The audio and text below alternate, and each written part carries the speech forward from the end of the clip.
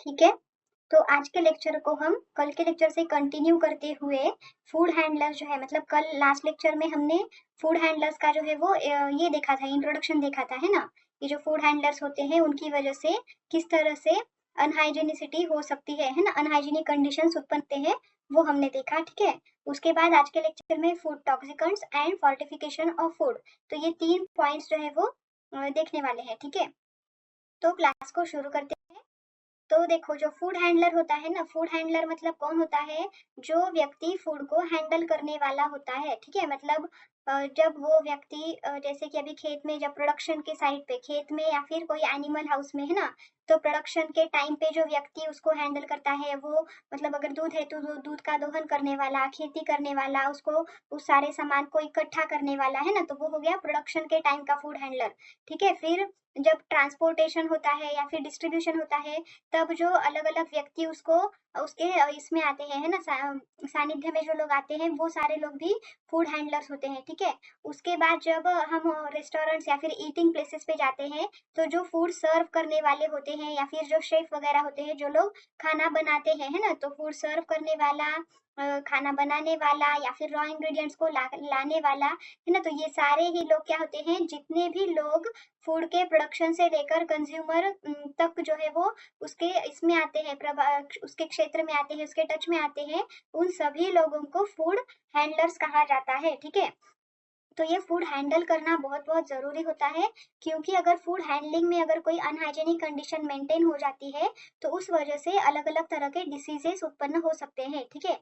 तो इसीलिए ना क्राइटेरिया बताया था फूड हैंडलर्स के लिए, मतलब फूड हैंडलर, जब हम कोई फूड हैंडलर रखते हैं, है ना, जैसे कि कोई अगर गोडाउन पे कोई व्यक्ति रखता है या फिर होटल एंड रेस्टोरेंट्स में वेटर रखते हैं या फिर शेफ को रखा जाता है ना, या फिर कभी ऐसे जहाँ पर भी, या फिर जहाँ पे प्रोड्यूस होने वाला है, एनिमल हाउस में जो व्यक्ति रखा जाता है ना, तो ये जो फूड हैंडलर्स को हम जब जॉब देते हैं, तब हमें क्या करना चाहिए? तब उसकी हेल्थ एग्जामिनेशन करनी चाहिए। ठीक है।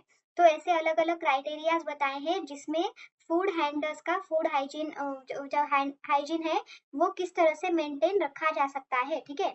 तो सबसे पहले क्या करेंगे? फूड हैंडलर जो है ना, जो मतलब उस आहार को, फूड को जो है वो उसको हैंडल करने वाला है, जो उसको कटाई बुनाई या फिर उसकी हार्वेस्टिंग, है ना, या फिर उसको बनाना वगैरह जो भी करने वाला है, उसकी हेल्थ एग्जामिनेशन होना बहुत जरूरी होता है। ठीक है।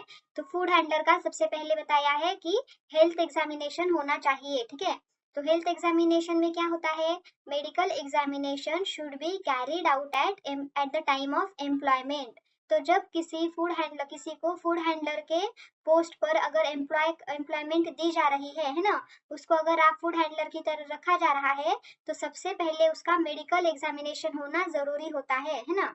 उसके बाद आता है person with the history of typhoid fever, diphtheria, chronic dysentery, tuberculosis और any communicable disease should not be employed as food handler. तो देखो, एक जो टाइफाइड मेरी जो बहुत फेमस है ना, टाइफाइड मेरी मतलब ये ऐसी थी जो, जिसको स्वयं को, तो ये जो मेरी थी ना, वो एक तरह की फूड हैंडलर थी, है ना। तो वो क्या करती थी, उसको मतलब टाइफाइड उसके शरीर में था, मतलब वो बैक्टीरियल इन्फेक्शन था उसको, लेकिन उसको कोई लक्षण नहीं थे, है ना। तो उसकी वजह से उसने एक इंटरमिटेंट की तरह काम किया, और उसकी वजह से वहां पे उसके साथ आके जो भी उसके होटल में वगैरह जो भी आहार सेवन करते थे, उन सभी लोगों को टाइफाइड होता था, है ना। तो ये क्या हो गया कि फूड हैंडलर को अगर कोई डिसीज है, तो वो डिसीज कंज्यूमर को हो सकता है ना। और ऐसा भी नहीं है कि फूड हैंडलर में वो डिसीज एक्टिव हो, है ना, कभी कभी इनएक्टिव लेटेंट में भी हो सकता है ना। मतलब कि क्या है कि जैसे उसको स्वयं को, टाइफाइड मेरे को स्वयं में कोई टाइफाइड के लक्षण दिख नहीं रहे थे, लेकिन वो कैरियर थी टाइफाइड की, है ना। तो वो कैरियर थी, इसीलिए वो क्या करती थी, उसमें स्वयं में तो कोई लक्षण नहीं थे, लेकिन वो टाइफाइड को लोगों में कैरी कर, मतलब उसको पास ऑन करती थी। ठीक है। समझ में आ गया?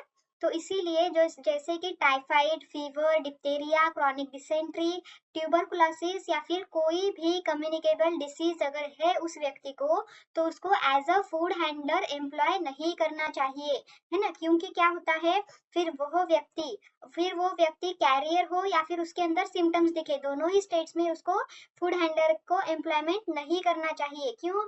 क्योंकि फिर ये सारा आहार बनाएगा, फूड को हैंडल करेगा, फिर वो फूड कंटेमिनेट होगा और उस कंटेमिनेटेड फूड की वजह से सारे कंज्यूमर्स भी जो है वो डिसीज्ड कंडीशन या फिर इन्फेक्टेड हो जाएंगे, ठीक है।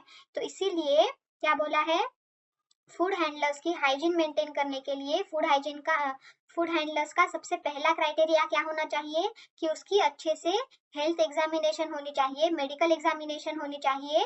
जब उसको एम्प्लॉय किया जा रहा है, मतलब नौकरी पे रखने से पहले ही ये सारी चीजें हमें देखनी चाहिए, ठीक है।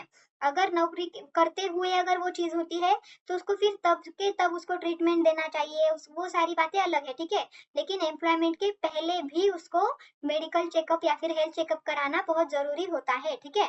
तो समझ में आ गया। अगर ऐसे डिसीज हो जैसे कि typhoid, fever, diphtheria, chronic dysentery, tuberculosis और any other communicable disease should not be employed as food handler, ठीक है। उसके बाद आता है family history of food handler should be notified once. तो देखो फैमिली हिस्ट्री को भी देखना जरूरी होता है कि कहीं उसके फैमिली हिस्ट्री में कोई ऐसी डिसीज तो नहीं है जिसका ये व्यक्ति कैरियर हो सकता है और ये व्यक्ति कैरियर होने की वजह से फिर कंज्यूमर्स को इन्फेक्ट कर सकता है या फिर उस फूड को इन्फेक्ट कर सकता है ना। तो इसलिए एक बार एटलीस्ट एक बार जो है वो हमें उसकी फैमिली हिस्ट्री भी जाननी चाहिए, है ना।